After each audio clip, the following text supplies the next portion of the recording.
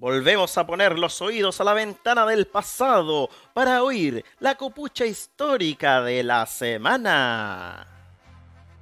Cuando don Pedro de Valdivia llegó a Chile, traía sobre el borrén delantero de la silla una pequeña imagen de la Virgen del Socorro. En cuanto fundó Santiago a los pies del cerro, que los indios llamaban Huelén, quiso levantar una ermita en la cual se venerara la imagen, y desde ahí mismo, encaramado en uno de los peñones, señaló el lugar donde debería construirse. Cuando quedó delineada la Plaza Mayor, el cabildo dispuso que en uno de sus costados se levantara la iglesia parroquial. Más tarde, Pedro de Valdivia mandó edificar la ermita de Monserrate sobre la planicie superior del Cerro Blanco, a cuya vera se alza hoy la Viñita. Casi al mismo tiempo se construía otra, a la que llamó de Santa Lucía, sobre la cumbre del Huelén. Valdivia había entregado la ermita y el cuidado de la santa imagen a sus compañeros inseparables, los frailes mercedarios. Pero como los mercedarios eran hombres de acción, partieron con don Pedro a redimir infieles al sur y dejaron la ermita a cargo de un viejo fraile. Tanto los curas de la iglesia mayor, que no disponían de parroquia, iban a decir su misa todos los días al santuario de la Virgen del Socorro. Luego de la muerte del gobernador en Tucapel en 1556, el cabildo le regaló a los padres de San Francisco, quienes acababan de llegar a Chile, olvidando tal vez la cesión en favor de los curas y de la parroquia. Los franciscanos eran 5 jóvenes decididos que escondían bajo sus hábitos austeros fuertes músculos y grandes energías. Sabiendo que al hacerse cargo de la ermita no iba a ser tan fácil, resolvieron ir preparados para tomarla por la fuerza si era necesario. Los clérigos, que nada sospechaban, llegaron con la anticipación acostumbrada para los diarios oficios matinales. La sorpresa que se llevaron al ver ocupada la iglesia los dejó sin habla, más aún al comprobar los usurpadores eran los franciscanos. Don Francisco de González fue el primero en reaccionar y, rojo de indignación, dijo: ¿Qué hacéis aquí, intrusos? No os atragantéis, señor cura, respondió con placidez fray Cristóbal, mientras apoyaba la mano con disimulo en el pesado pedestal de un cirio. El cabildo de la ciudad ha cedido este sagrario a nuestra orden, de manera que en adelante debéis ir a decir vuestras misas a otro lugar. ¿Qué decís, Badulaque? La autoridad nada nos ha notificado. Esta iglesia es nuestra de hecho y derecho, pues llevamos muchos años a su cuidado. Salid de aquí, malandrines.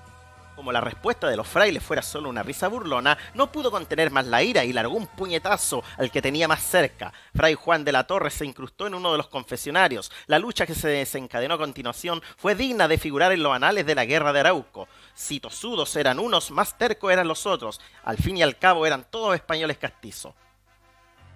Vicario Martín del Caso no había nada que le gustara más que una buena pelea.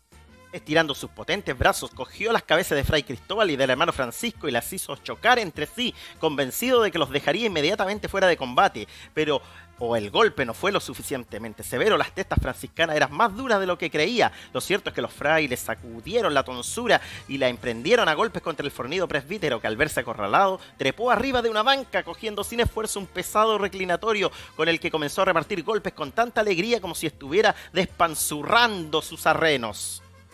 Por otro lado, el cura González se defendía armado con un grueso candelabro. De un mamporro derribó a fray Torralba y atacó con furia a Juan de la Torre, que le había atizado un soplamocos. Como le tenía muy mal traer, fray de Martín de Robleda, que no había querido intervenir por lo desigual del combate, se lanzó a la refriega con el mismo ardor que empleaba en el púlpito y le encajó un moquete en plena mandíbula con tanta fuerza que lo dejó aturulado y pidiendo confesor. Entretanto, Martín del Caso, que había logrado lanzar por tierra a sus atacantes, se enfrentó con los otros 3 en cerrada brega que duró hasta que Juan de la Torre, asestándole un trancazo, lo derribó aturdido. Poco después, los abismados paseantes santiaguinos pudieron contemplar las venerables figuras del rector y del vicario sentados en la calle con las espaldas arrimadas a las murallas de la ermita y los hábitos rotos, los ojos morados y el rostro lleno de contusiones. Y desde aquel día, el 20 de marzo de 1556, la iglesia quedó en manos de los franciscanos por cesión del cabildo y por la firmeza de los puños de los monjes.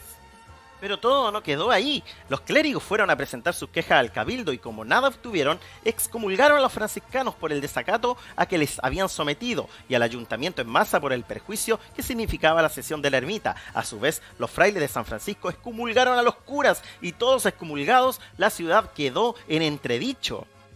Fue tan trascendental este alud de excomuniones y la gravedad que encerraba la suspensión de los sacramentos a los pobladores que hubo de reunirse una asamblea de notables para buscar una salida a la coyuntura.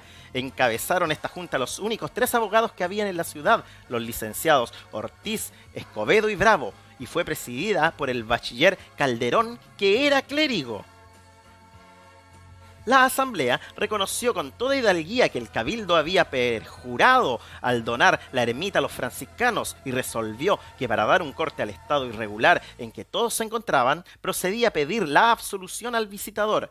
Así se hizo, y todos los cabildantes, curas, franciscanos y pobladores volvieron a la paz, y los clérigos se aplicaron a la difícil tarea de levantar de una vez por todas la iglesia mayor en la plaza de armas. Somos Cazando Historias Chile, la gran cofradía de la historia.